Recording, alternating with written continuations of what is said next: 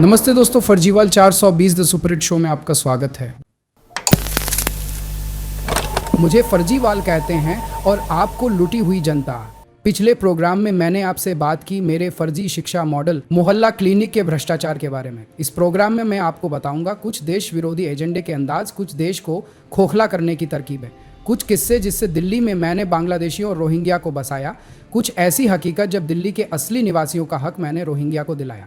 उम्मीद है दिल्ली में बांग्लादेशी और रोहिंग्या को मैंने जो मदद की आपको जानकारी होगी, लेकिन अगर नहीं है तो मैं पूरे मन से बताऊंगा जी। गौर कीजिए, दिल्ली की टाइम मशीन पर साल 2025 का बीतता ये जनवरी, सत्ता की मलाई चाटते कई सालों के बाद आया ये नया साल 2025। अब दिल्ली का चुनाव आ गया है। आपको क्या लगता है जी, मैं दिल्ली में भीड़ क्यों बढ़ाना चाहता हूं? क्योंकि मुझे बाहरी घुसपैठिए रोहिंग्या और बांग्लादेशियों से ही तो ज़्यादा वोट मिलता है। मैंने कई मंत्री लगा रखे हैं, कोई तकलीफ इन घुसपैठी भाइयों को नहीं होने पाए इसका पूरा ध्यान भी है जी। और पूरी राशन से लेकर शासन स्तर तक रोहिंग्याओं की मदद भी कर रहा हूँ। और आखिर मदद क्यों नहीं करूँ? दिल्ली के वो वोटर जिन्हें मैं विकास का सपना दिखाकर 2 बार मूर्ख बना चुका हूँ, वो अब भरोसा करने को तैयार ही नहीं हो रहे हैं जी।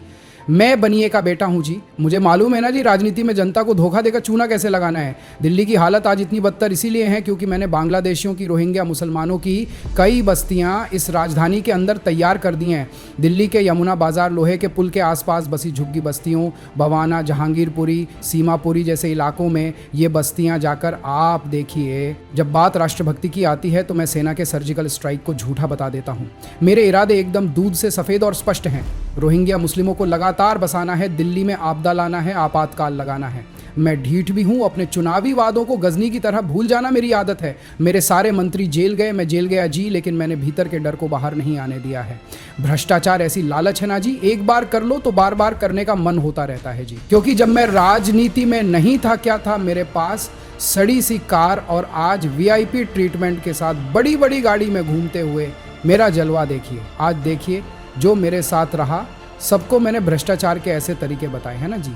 सब के सब जेल जाते रहेंगे जी। और इतना ही नहीं, हमारी चमड़ी अब तो मोटी हो चुकी है। वैसे दिल्ली वालों को मूर्ख बनाने में मैं पूरी तरह जुटा हुआ हूँ जी। चलिए जी, याद रखिएगा, इस बार मेरे झांसे में मत आना, अब धोखा मत खाना। मुझ जैसे बेईमान की घटिया नीयत को पहचान जाना जी।